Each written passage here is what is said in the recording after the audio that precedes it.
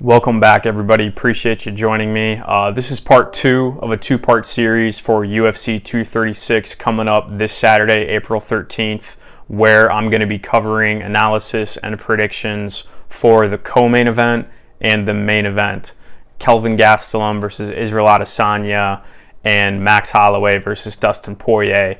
I made a part one where I did analysis and predictions on the first three fights on the main card. So if you want to see that, please go check out my previous video. That's where I covered OSP versus Nikita Krylov, Alan Jouban versus Dwight Grant, and Eric Anders versus Khalil Roundtree. So again, that's part one. This will be part two, covering the two co-main and main event fights. So for the co-main event of the evening for the interim middleweight championship, never thought I'd say this, but number 4 versus number 5. Kelvin Gastelum versus Israel, the last style bender, Adesanya. Vegas odds for this fight: Adesanya -175, Gastelum +145. So Gastelum, 27 years old, 15-3. Adesanya, 29 years old, 16-0. I knew that, but when I look at it on paper, it still surprises me that Kelvin Gastelum is the younger fighter when it comes to these two. So physical attributes, Israel Adesanya, a 7-inch height advantage, 5'9" versus 6'4", an 8.5-inch reach advantage. So just an incredible advantage here when it comes to the physical attributes in this fight. Striking, clear advantage to Israel Adesanya. He's 16-0, 13 knockouts. He is the modern day Anderson Silva: punches, kicks, knees, elbows, spinning back fists. Israel Adesanya does it all on the feet. Don't overlook Kelvin Gastelum's power in this fight, though. He's got a left hand from hell, and he's never been knocked out. So he's tough as nails and packs big power. So I'm giving the clear advantage to Israel Adesanya from a technical standpoint, but do not overlook Kelvin Gastelum laying one on Israel's chin in this fight. So the ground game. Israel Adesanya has very good takedown defense, as we saw in the Derek Brunson fight. Derek Brunson's a good wrestler, but Israel Adesanya stuffed every single one of his takedowns with ease and then got the first round finish. But Kelvin Gastelum's on another level here. He wasn't like a D1 national championship wrestler, but he was a state championship high school wrestler, and he's a Brazilian Jiu-Jitsu black belt. Israel Adesanya has not faced somebody who poses as big of a threat on the ground as does Kelvin Gastelum. So I think if Kelvin's smart, he really sticks to that game plan and tries to get this fight to the ground however he can. I think he's going to have some trouble doing it because Israel has great defense. But if Kelvin Gastelum gets this fight to the ground, Israel Adesanya could be in trouble. And being 16-0, 13 knockouts, Israel Adesanya has still not faced nearly the level of caliber of opponent as many fighters in the UFC have. So I'm not going to sit here and say that Israel Adesanya is overhyped or overrated. I think he's extremely talented, but Kelvin Gastelum poses a serious threat to Israel Adesanya. So now Kelvin only has 4 submissions. Even though he's a BJJ black belt, but that's because he likes to stand on his feet and swing so much. So I think he'll try and hopefully implement a game plan to take Israel down. The mental approach to this fight, it's hard to say anybody has a mental advantage over Israel Adesanya. I mean, he's one of the most confident fighters in all of the UFC, and it's borderline cocky. But it's well-deserved, man. 13 knockouts, undefeated fighter, young fighter, really talented guy. And I truly think that from the bottom of his heart, he feels, like many others feel, that he's destined to become champion. And so I think mentally, Israel Adesanya's got it all. There aren't any holes or gaps in his mental approach to fighting. And I can't critique Kelvin Gastelum at all either. I mean, this guy always seems so cool, calm, and collected. And Israel Adesanya is not somebody who Kelvin is going to be intimidated by. I mean, look at the guys that Kelvin Gastelum has faced in the past. I mean, we're looking at guys like Tyron Woodley, who I know he lost to, but Johnny Hendricks, Tim Kennedy, Chris Weidman, Jacare Souza, Vitor Belfort, Michael Bisping. I mean, Kelvin Gastelum has fought many names, big names in the middleweight and welterweight division, and Israel Adesanya is just another guy to him. I don't think he's intimidated one bit. So I almost want to say this is kind of a wash from the mental advantage in this fight, but I've got to give the edge here to Israel Adesanya. I think he just truly believes that he is destined to be champion and that Kelvin Gastelum's not going to stand in his way. So if I'm a betting man, I think that I might consider putting money on Kelvin Gastelum. I mentioned the ground game. I think Kelvin Gastelum poses a threat that Israel Adesanya has not seen yet, and I think he's got a good shot at winning this fight. But I just can't bring myself to pick against Israel Adesanya at this point. Give me Adesanya by third round TKO. That brings us to the main event. For the interim lightweight championship, we've got the featherweight champion, Max Blessed Holloway, versus number 3 lightweight contender, Dustin the Diamond Poirier. So Vegas odds for this fight, Holloway's big favorite, minus 230, Dustin plus 180. Dustin's 30 years old, 24-5 record. Holloway, 27 years old, 20-3. Still can't believe Holloway's only 27. Physical attributes. Max is 2 inches taller, but Dustin has a 3-inch reach advantage. Striking.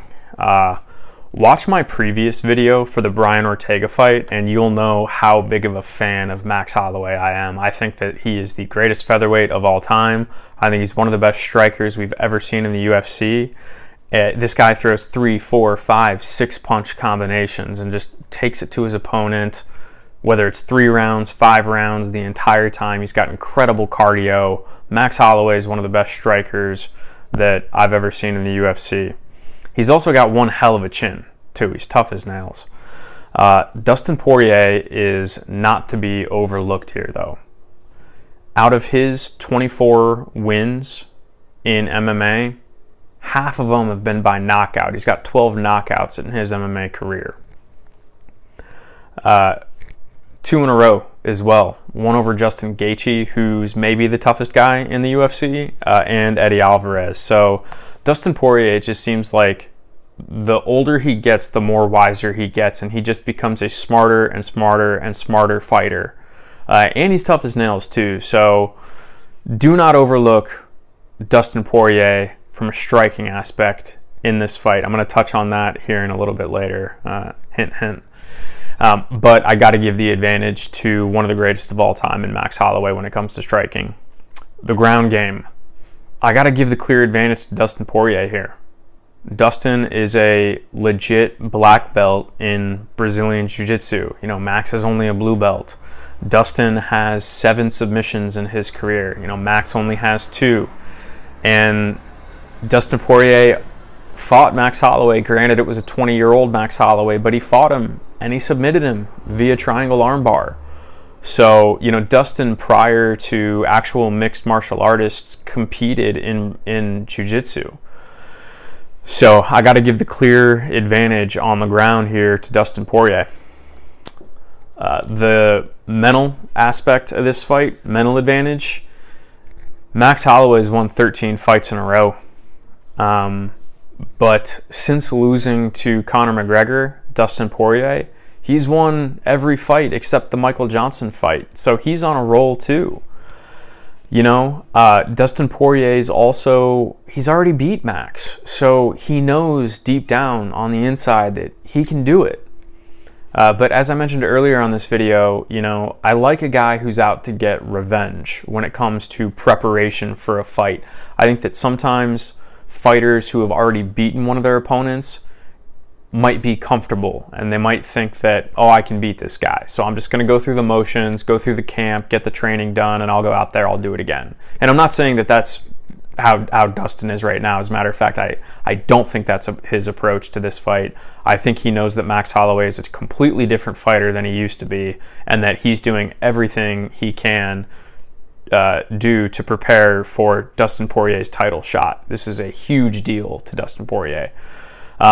You know, but I like Max that he's out to get revenge here. I mentioned earlier that fighters who are out to get revenge, I just feel like it provides a sense of drive and motivation and hunger when training for these fights.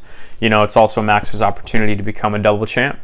So mentally here, I don't think either of them have an advantage. None of them are at a disadvantage, but I don't think one has the advantage over the other. So to get to my prediction, this is going to be an unpopular prediction, and it's really hard for me to say this. I am a massive Max Holloway fan. Time and time again, I've said he's one of the greatest ever. He's one of my favorite fighters ever to watch. I love his attitude, his personality, inside and outside of the octagon. One of the best champs we have ever seen. And I'll be rooting for him as well. I really like Dustin too, but I'll probably be rooting for Max Holloway. But we've been seeing a lot of crazy things happen in the UFC lately, guys, particularly in main events. We've been seeing the underdog get big knockouts over the favorite. You know, Max is a big favorite in this fight. He's minus 230. And I will say, whether or not, you know, you think Dustin wins this fight outright, I still think being such an underdog, there's good money betting on Dustin Poirier in this fight. He already beat Max. He can do it again. He's in his prime. Though, something inside of me is just telling me that Dustin Poirier gets it done. I think that Max is going to be winning the majority of this fight. I don't think Dustin Poirier is a better fighter than Max Holloway.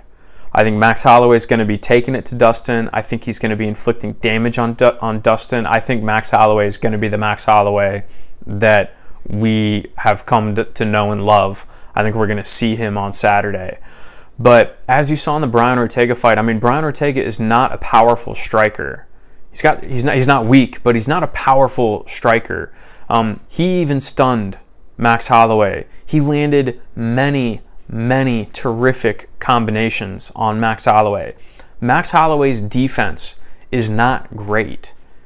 And I'm just envisioning Max taking it to Dustin, maybe even having him up against the cage. And I just see Dustin ducking and landing a right hook against Max Holloway, and maybe even following it up with a leg kick. And I see Dustin Poirier getting this finish in a very surprising, crazy win for the interim lightweight championship. Unpopular opinion, I know, but that's how I feel. So we'll see what happens. Anyway, thank you as always for joining, guys. If you haven't already, please click the subscribe button.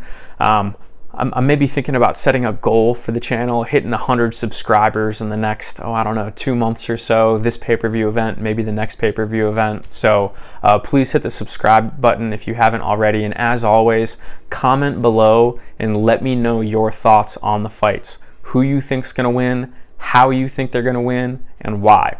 So thanks again. We'll see you next time.